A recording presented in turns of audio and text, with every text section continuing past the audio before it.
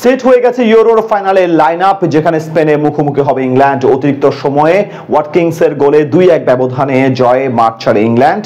ম্যাচে ঘটে দারুণ একটা ঘটনা, পিছিয়ে পড়ার সমতায় ফিরতে থ্রি লায়ন্সদের দেওয়া হয় একটা পেনাল্টি সুবিধা, তাতে ম্যাচে ফেরে তারা। এছাড়াও ম্যাচে একটা গোল প্রায় পেয়ে গিয়েছিলেন ফোরেন, গোল লাইন থেকে ফিরে আসে বল।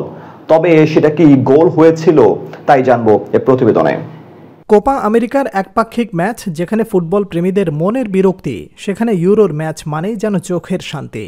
ইংল্যান্ড বনাম নেদারল্যান্ডসের সেমিফাইনাল লড়াই, যার আরও একটি উদাহরণ। প্রতিটা মিনিটে মিনিটে ছিল একের পর এক আক্রমণ পাল্টা আক্রমণ। আগের ম্যাচে ফ্রান্সকে হারিয়ে ফাইনালে পৌঁছে যায় স্পেন, তাই তাদের প্রতিপক্ষ কে হবে এটাই ছিল বড় প্রশ্ন।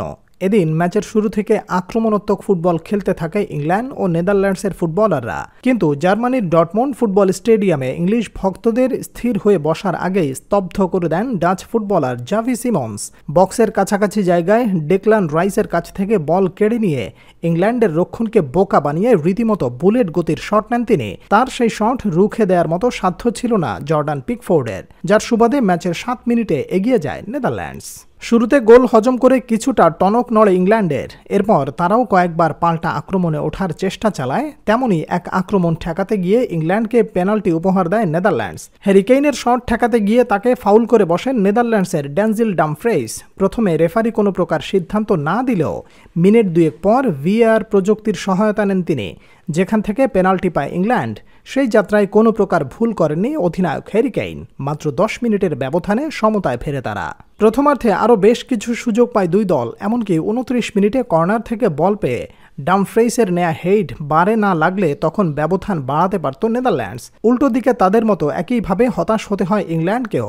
32 মিনিটে ফিল ফোর্ডের বাঁকানো শট ফিরে আসে গোল বার থেকে। হাফ টাইমের আগে আর কোনো গোল না আসলে সমতায় থেকে বিরতিতে যায় উভয় দল। বিরতির পর দুই দলের ফুটবলারদের মাঝে লক্ষ্য করা যায় বাড়তি সতর্কতা, বিশেষ করে নিজেদের ডিফেন্স লাইন আপ ঠিক রেখে আক্রমণে উঠতে চায় তারা। এর মধ্যে 65 মিনিটে ফ্রিকিক থেকে ভার্জিল ভান ডাইকের শট অবিশ্বাস্য দক্ষতায় ঠেকিয়ে ইংল্যান্ডকে রক্ষা করেন গোলরক্ষক সিমন। তবে আকস্মিক তৈরি হওয়া সুযোগগুলো বাদ দিলে 45 থেকে 70 মিনিট পর্যন্ত নিষ্প্রাণ ছিল উভয় দলের ফুটবলাররা। এরপর 79 মিনিটে দারুণ এক আক্রমণে কাইল ওয়াকারের পাস থেকে গোল করেন বুকায়ো সাকা, কিন্তু অফসাইডের ফাঁদে পড়ে গোলটি বাতিল হয়ে যায়। তবে কে জানতো ম্যাচের নাটকীয়তা বাকি ছিল শেষ মুহূর্ত পর্যন্ত। এজন্যই বোধহয় বলা হয় ইউরোর ফুটবল চোখের শান্তি। ম্যাচের 90 মিনিটে দারুণ এক বল পান ইংলিশ স্ট্রাইকার ওয়াটকিন্স। কোল পালমারের কাছ থেকে বল পেয়ে দুর্দান্ত ফিনিশিংয়ে ইংল্যান্ডকে 2-1 গোলে এগিয়ে দেন তিনি। শেষ মুহূর্তের এমন গোলে উল্লাসে মেতে ওঠে পুরো ইংল্যান্ডের ডাগআউট। পাশাপাশি এই গোলে ভেঙেছে 36 বছর পর নেদারল্যান্ডসের ইউরোর ফাইনাল খেলার স্বপ্ন। বাকি সময় আর কোনো গোল না হলে টানা দ্বিতীয়বার ফাইনালে চলে যায় ইংল্যান্ড।